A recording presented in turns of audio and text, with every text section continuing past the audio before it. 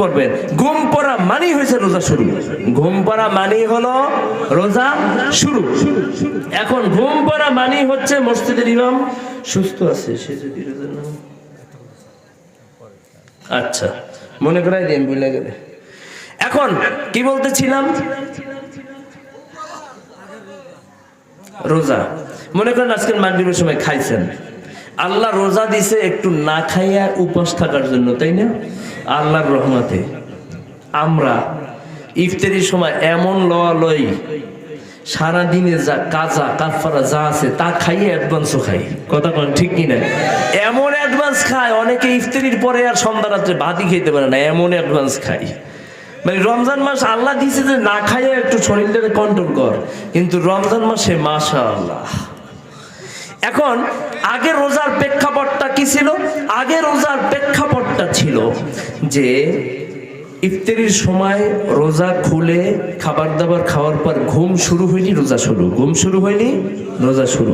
এখন ঘুম শুরু হইলে যদি রোজা শুরু হয়, ঘুমের মধ্যে উঠে যদি কেউ স্ত্রী সহবাস করে, রোজা থাকবে না ভাঙবে? ভাঙবে। এখন দুইটা শানে নুজুল পাওয়া যায় এখানে। এক নম্বর হচ্ছে, এক বৃদ্ধ সাহাবী ছিলেন, ছোট ছোট বাচ্চা ছিল তার ঘরে, বৃদ্ধা মহিলা, সে কর্ম হিসাবে তার উপার্জন হিসাবে ছিল জঙ্গলের কাঠ কেটে বাজারের মধ্যে বিক্রি করতো। সারাদিন হাড্ডি ভাঙা পরিশ্রম করে জঙ্গলের কাঠগুলোকে সংগ্রহ করছে। এরপরে বাড়িতে নিয়ে আসছে সন্ধ্যার সময়, জিহ্বা বের হয়ে গেছে গরমে, পিপাসার কারণে যেন কলিজাটা ফেটে যাচ্ছে, থরথর করে কাঁপতেছে তার দেহটা ক্ষুধার কারণে, সারাদিন হাড্ডি ভাঙা পরিশ্রম করছে। আসার পরে বলছে, প্রাণের বিবি ইফতারের সময় হয়েছে, আমাকে কিছু খাবার দাও।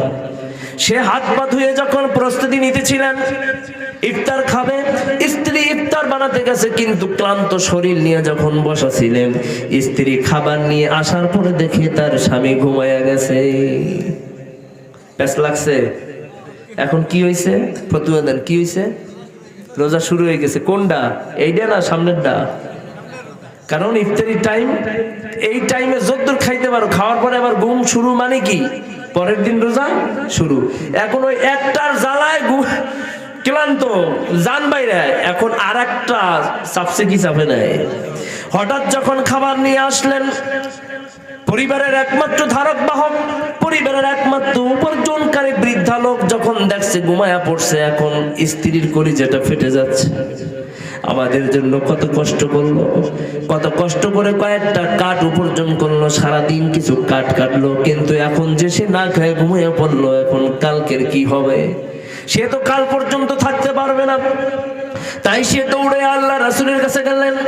আল্লাহ রাসূলের কাছে গিয়ে বলতেছেন, ইয়া রাসূলুল্লাহ, আমার ছোট ছোট বাচ্চা আছে, আর উপার্জনের এমন কেউ নাই, সারাদিনে যে কয়টা কাঠ আনতে পারে সেটা বিক্রি করলে কোনো রকম এক বেলা আমাদের খাওয়া চলে। সুতরাং সে তো আজকের কাজ নিয়েই ক্লান্ত, সুতরাং আগামী দিন কিভাবে কাজ করতে যাবে? আগামী দিন কাজও করতে যেতে পারবে না, আর আগামী দিনে ছোট ছোট বাচ্চারা সহ আমরাও খেতে পারবো না। এত কঠিন রোজা। আল্লাহ রাসূল কোনো কথা বললেন না। এমত অবস্থায় রব্বুল আলামিন হযরতে জিবরিলকে বলতেছেন, তুমি গিয়ে আয়াত ঘোষণা করে দাও, উহিল্লা লাকুম লাইলাতাস সিয়ামির রাফাসু ইলা নিসাইকুম হুন্না লিবাসুল লাকুম ওয়া আনতুম লিবাসুল লাহুন। অন্য আরেক জায়গায় আসে আল্লাহ রাব্বুল আলামিন বলেছেন, কুলু ওয়াশরাবু হাত্তা ইয়াতাবায়্যানা লাকুমুল খায়তুল আবিয়াদু মিনাল খায়তিল আসওয়াদি মিনাল ফাজর। সন্ধ্যা রাত্রে খাওয়ার বিধান ছিল সাহারি খাওয়ার। এখন হযরতে জিবরিল আমিন এসে আল্লাহ রাসূলের কানের সাথে ঠোঁট লাগায় বলতেছেন, আল্লাহ রাব্বুল আলামিন ঘোষণা করেছেন, তোমরা সন্ধ্যার সময় যে খাওয়াটা শুরু হয়, সুবহে সাদিকের আগ পর্যন্ত তোমরা খাওয়া চালায়া যেতে পারবে। জোরে কোন সুবহানাল্লাহ। দেখছেন, তোমরা সুবহে সাদিক পর্যন্ত খাইতে পারবা। টান দিয়ে সারা রাত খাওয়ার অনুমতি দিচ্ছেন না? দেয় নাই?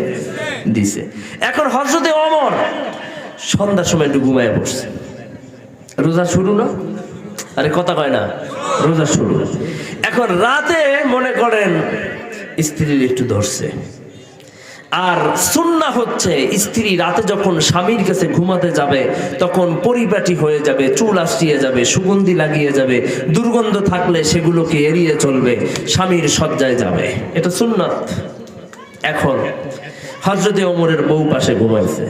হযরত ওমর কি করলেন, এই রাতে ঘুমের মধ্যে মনে করছেন একটু ডরছে, এরপরে একদম যা হওয়ার সব হয়েছে। রোজা আছে না ভাঙছে? রোজা আছে না ভাঙছে?